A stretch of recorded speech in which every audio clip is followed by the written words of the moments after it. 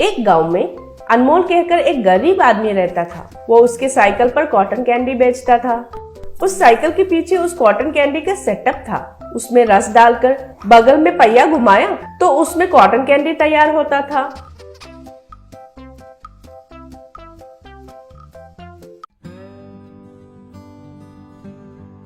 उसको एक छड़ी में लगाकर आए हुए बच्चों को बेचता था। उससे मिले कमाई काफी नहीं होकर घर में बीवी से कहकर दुखी होता था। बुढ़िया के बाल बाबू, बुढ़िया के बाल, मीठी मीठी बुढ़िया के बाल, बुढ़िया के बाल बाबू, बुढ़िया के बाल, ऐसे पुकारते हुए गांव में घूमकर बेचता था। हर रोज स्कूल के पास उधर के बच्चों को बेचता था। गरीब बच्चों को तो मुफ्त में देता था, इसलिए उन बच्चों को अनमोल कहे तो बहुत पसंद था। उन बच्चों में लल्लू कहकर एक बच्चा रहता था। वो बहुत होशियार था, लेकिन वो गरीब था, इसलिए कई बार अनमोल उसे मुफ्त में देता था। इसलिए लल्लू को अनमोल बहुत पसंद था। एक दिन साइकिल पर आया हुआ अनमोल को स्कूल गेट में ताला लगा हुआ दिखाई दिया। उधर एक बच्चे से, क्यों बेटा, आज स्कूल नहीं है क्या? पूछा। तब वो बच्चा, आपको पता नहीं है क्या, आज सारे स्कूल बच्चे पिकनिक पर गए थे। मुझे तो मेरे घर वाले ने नहीं भेजा है, कहा। तब अनमोल, पिकनिक पर गए? अरे अब कैसे? ये बुढ़िया का बाल तो खराब हो जाएगा, कहकर दुखी होने लगा। तब वो बच्चा, आप उधर जाकर बेच सकते हैं ना। वो पिकनिक स्पॉट कहाँ है मुझे पता है, मुझे आपके साथ लेके जाइए, मैं दिखाता हूँ, कहा। तब अनमोल, ये अच्छा है, चलो। कहकर अनमोल उस बच्चे को साइकिल पर चढ़ाकर लेकर गया। ऐसे वे लोग एक नदी के पास आए। उधर बच्चे खेल रहे थे। कुछ बच्चे तो पानी में तैर रहे थे।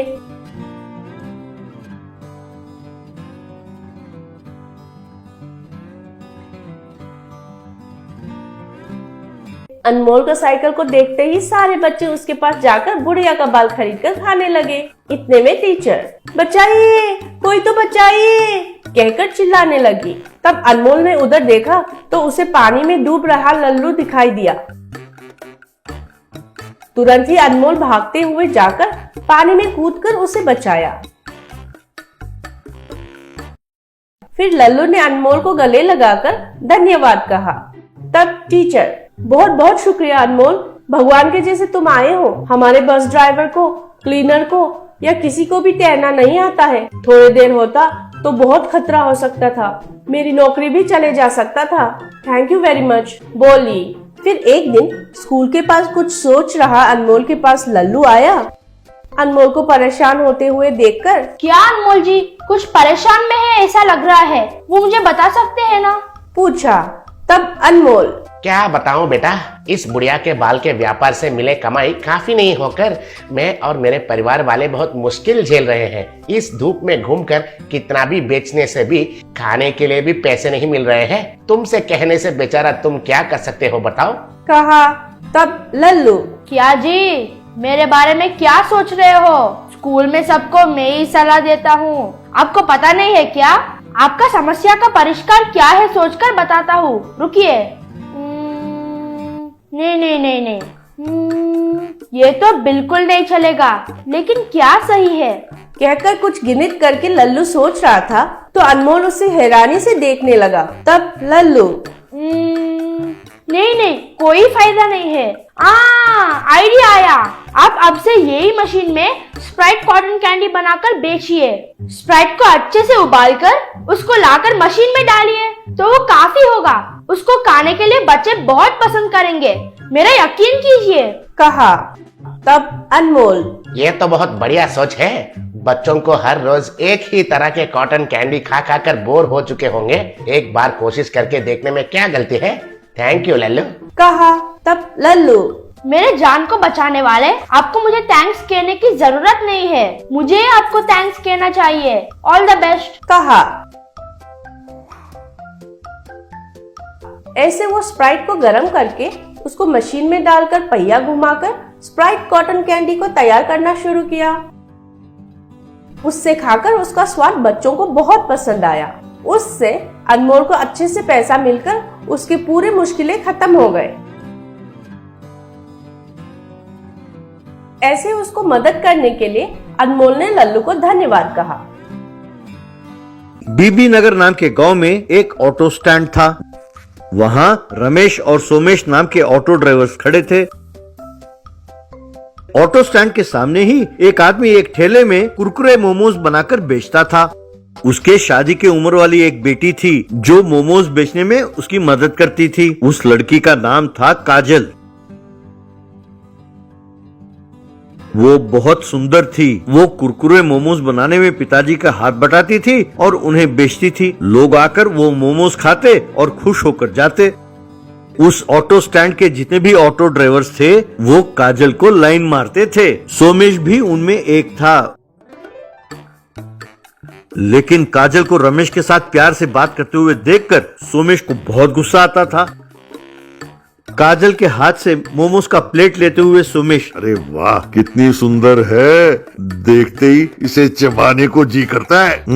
I love you darling. ये सुनकर काजल उसे गुस्से में घूरने लगी। तब सोमेश, मैं इन मोमोज की बात कर रहा था, देखो कितने सुंदर है, इसीलिए मैं कह रहा था इन्हें चबा जाऊं। कहकर बात बदलकर वहां से चला गया। एक दिन रमेश और सोमेश दोनों ठेले के पास मोमोज खा रहे थे। तभी मोमोज खा रहे दूसरे व्यक्ति का फोन बजा। फोन पर वो व्यक्ति, ये क्या डायरेक्टर साहब, अभी के अभी मैं कहाँ से ऑटो का इंतजाम करूं? उस फाइट मास्टर को पहले ही बताना चाहिए था। अगली बार इस फाइट मास्टर को ना रखें अपने फिल्म में। क्या इसकी वजह से शूटिंग रुक गया है? ठीक है मैं कोशिश करता हूँ, आप टेंशन ना लें। कहकर गुस्से में उसने फोन काटा। तब काजल, क्या सर, आप कुछ ऑटो की बात कर रहे थे, कोई शूटिंग की बात चल रही थी, आप है कौन? तब वो व्यक्ति, मैं फिल्म शूटिंग का मैनेजर हूँ। हमारे निकम्मे डायरेक्टर और निकम्मे फाइट मास्टर कह रहे हैं कि ऑटो ना मिलने की वजह से शूटिंग रुक गया है। अब अचानक ऑटो में कहाँ से ले आऊँ? तब काजल, आपको ऑटो मिलेगा ना, ये लेके आएंगे। रमेश, अपना ऑटो लेके जाना इनके साथ।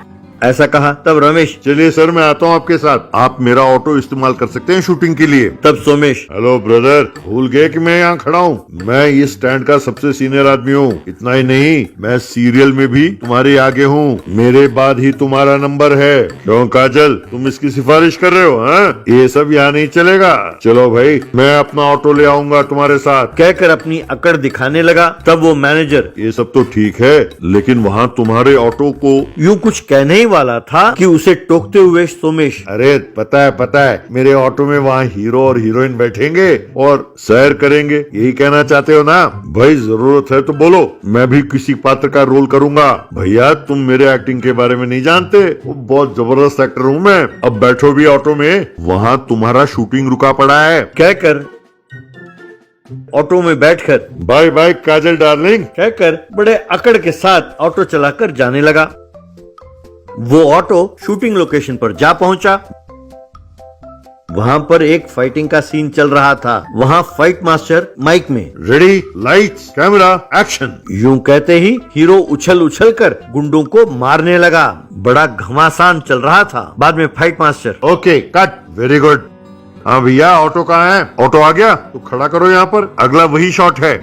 तब मैनेजर, सर ऑटो तैयार है सर, ये देखिए यहीं खड़ा है। फिर प्रोडक्शन बॉय से, बेटा बात सुनो, साहब के लिए जूस ले आओ। ये सुनकर सोमेश एकदम फूल गया।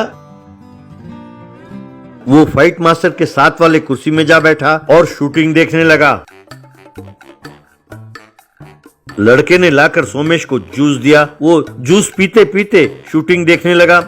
फाइटर्स ने ऑटो को फूलों का हार चढ़ाया और उसका आरती उतारने लगे। ये देखकर सोमेश, क्या बात है फाइट मास्टर सर, ये इतनी इज्जत करते हैं ऑटो की? मैंने भी कभी इतनी इज्जत नहीं दी अपने ऑटो को जितना ये दे रहे हैं। सर वाकई आप लोग भगवान के रूप हैं। Fight master, okay thank you.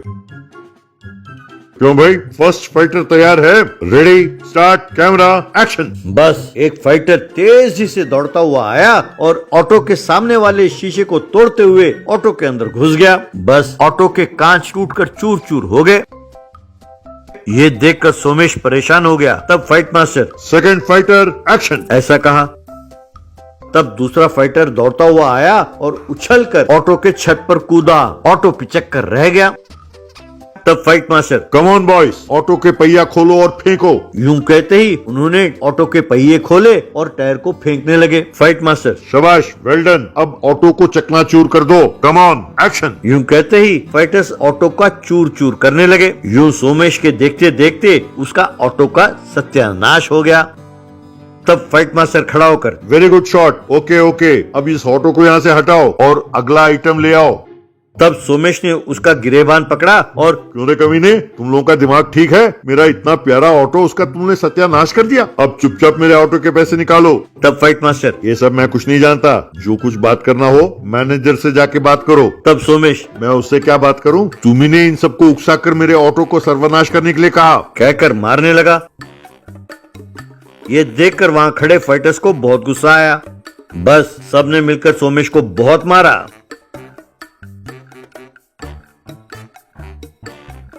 इस तरह सोमेश लंगड़ाते लंगड़ाते अपने ऑटो स्टैंड के पास वापस लौटा।